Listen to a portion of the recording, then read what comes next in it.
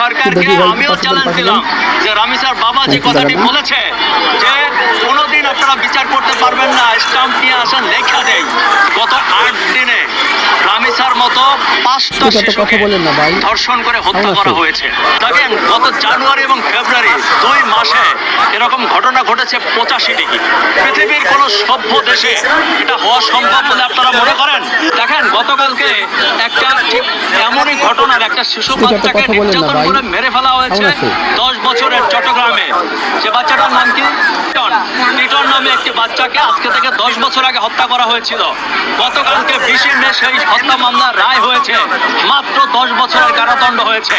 আমাদের দেশের আইনজীবীরা একটি 302 ধারার মামলাকে পরিবর্তন করে 304 ধারা করেছে। কিভাবে? 302 ধারা হচ্ছে সরাসরি হত্যা, 304 ধারা হচ্ছে যে অনির্ধারিতভাবে কিংবা অসতর্কতার সাথে এই হত্যাটি হয়েছে।